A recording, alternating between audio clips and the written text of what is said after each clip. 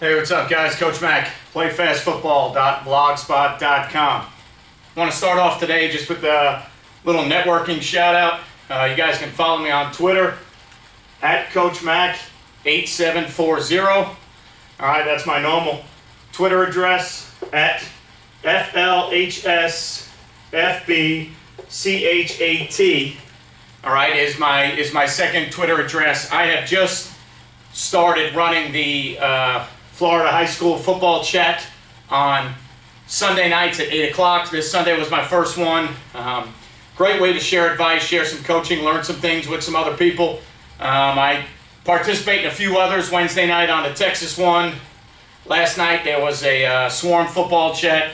If you guys haven't participated in those before, if you have Twitter, just follow the hashtags of the different chats, and whatever time they're going on, you guys can you can follow those. And there's some really great coaches out there with a lot of great ideas. It's never, it's never a bad idea to follow anything like that. You don't have to participate. If you do participate, it's not like any of your ideas are going to get shot down and people are going to say, "Oh, you're crazy." If you believe in it, throw it out there. You might get something from somebody else. You might learn something. If you don't learn something, you might network and meet some other people across the country that love the game of football the same way that we do. Today we're going to talk about sequence plays, all right, in an up-tempo offense. Now, most of you probably think of sequence plays maybe in the old wing T offense where you would call your plays based on who on defense was making a tackle. So maybe you call buck sweep and a certain guy made the tackle and somebody from the press box came down, radio down or talk down and said, "Hey, this guy made the tackle on the buck, come back and run waggle." Then you came back and you run the waggle, or you come back and you run the trap, or the down play, or the down option, or the belly play, or the scissors double handoff crisscross. That was the original, to my knowledge, the way I've learned the game. That was one of the original methods of play calling in a sequence play calling manner, where based on who was making the play on defense, you would have your next play call ready to go on offense to kind of say, "Hey, the Mike made the play, call this." Say the Will made the play, or the 3 made the play, or the 7 or the backside 5 isn't honoring. He's chasing the buck. Whatever the system may have been, that was it. That was a version of sequence play calling. What I'm going to talk to you today about is kind of two different manners of sequencing in an up-tempo spread offense. All right. First thing I'm going to talk to you about is the sequence that I like to use coming off of our jet sweep package. And it's something that I like to do early in the game. If you want to, you can build it into an up-tempo package to where, at any time during the game, you might name this sequence, and it might be, it might be your indie sequence, and it has plays 1, 2, and 3. So if you taught it to the kids that way, you could come from the sideline and say, "Hey guys, I want to run the indie sequence right here. All right, run them 3 plays back to back. All right, consecutively, no need for a signal, no need for a formation. They're all going to be grouped together, and then they're all going to be called together." All right, so first thing I want to show you is how I would sequence some plays off the jet sweep. Okay, to usually at the beginning of a game or early in a game, just to show that we have some different things off jet sweep. Obviously, the other teams have film. They're going to know the things we do off a jet sweep, but I like to come out and kind of sequence them in order and run them back to back to back to see what kind of reaction I'm getting from the defense, see if I get a true rotation of motion, see if I get a true adjustment of motion, see if that, if there's anything auto or any checks they have in, or maybe one of the plays I get a blitz. But usually from these 3 sequences of plays, I can get a pretty good feel for how they are going to handle the inside jet motion stuff. All right, so first thing we'll do is we'll start off and we'll just run regular power read. All right, so we'll bring our guy in motion here. All right, up front, we're going to double all the way back. We're going to block back here. We're going to pull, try and get that guard up to the play side inside backer.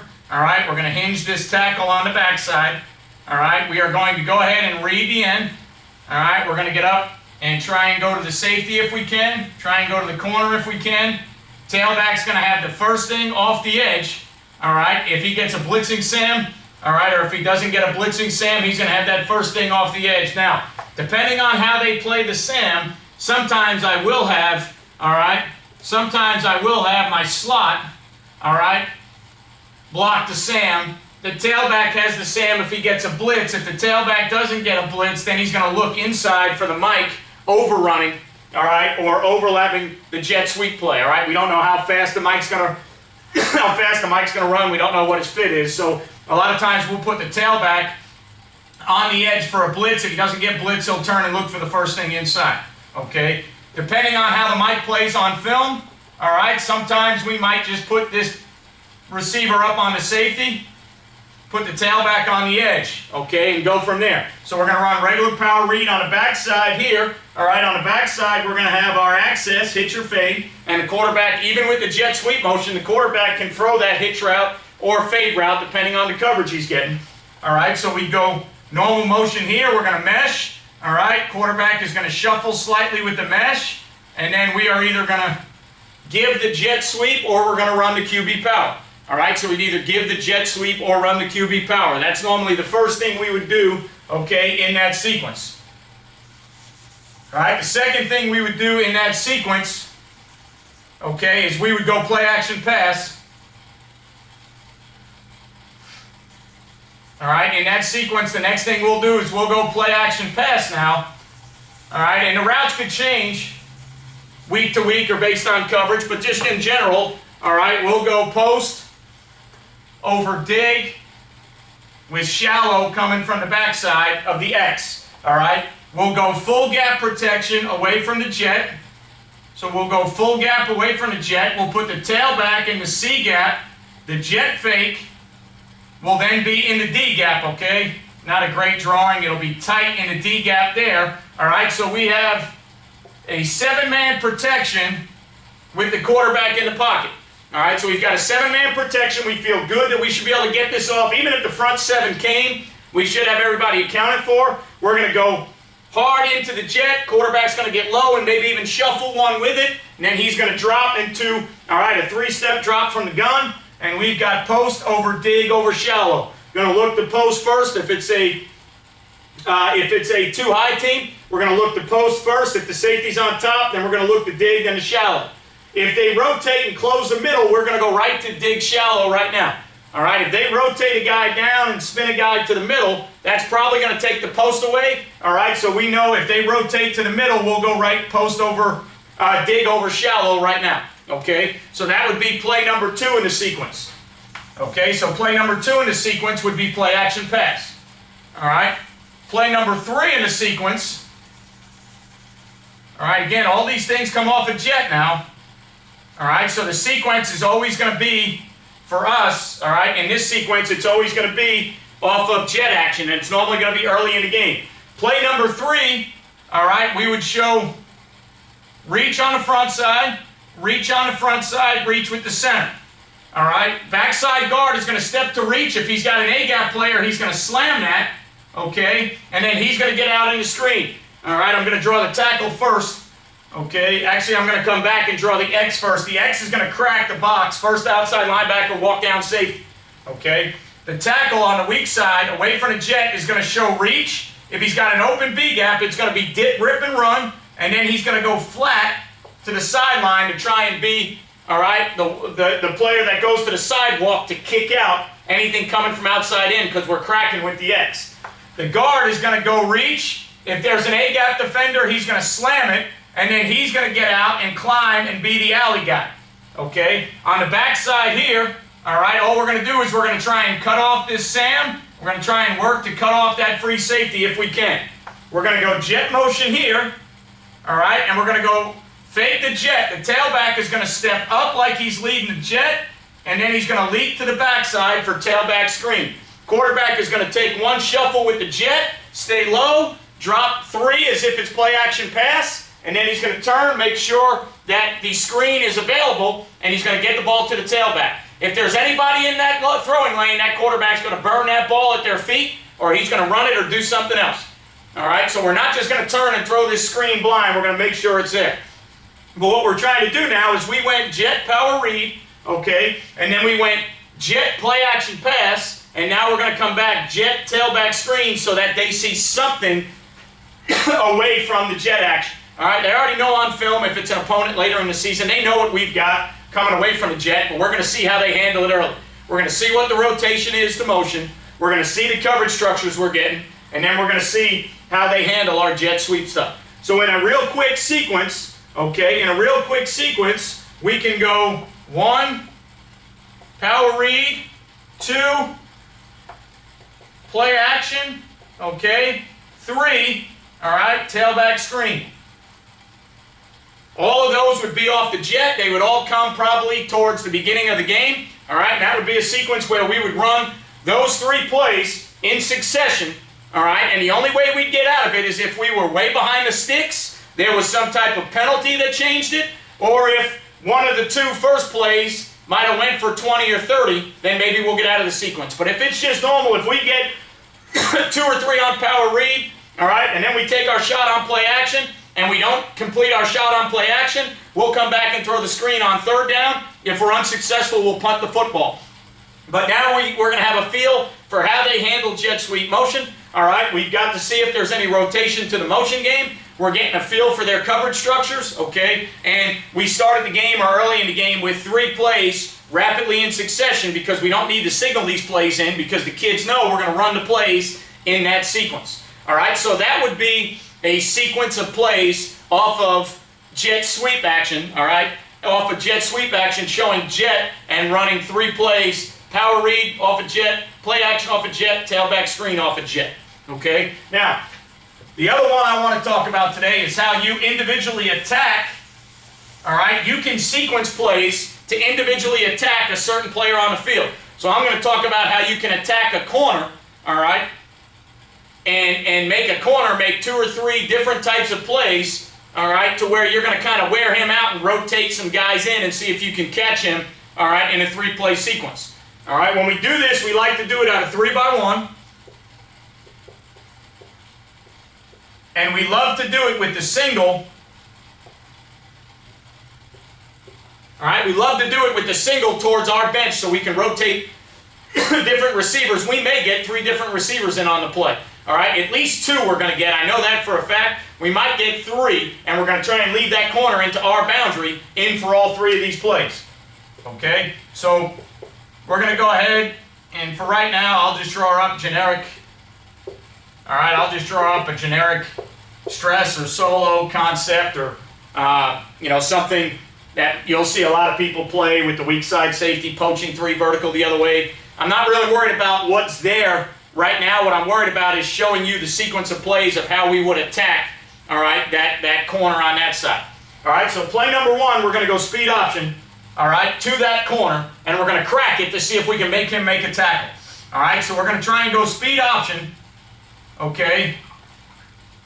We're going to block everything away. We're going to take this X or Y, whatever you call them, and we're going to crack the first thing in the box. If it's a rotated safety down, that's fine. If the safety's back playing 3 vertical and he doesn't get down, maybe it's the will. But we're going to make sure we crack the first thing outside in, all right, because we want the ball getting on this corner.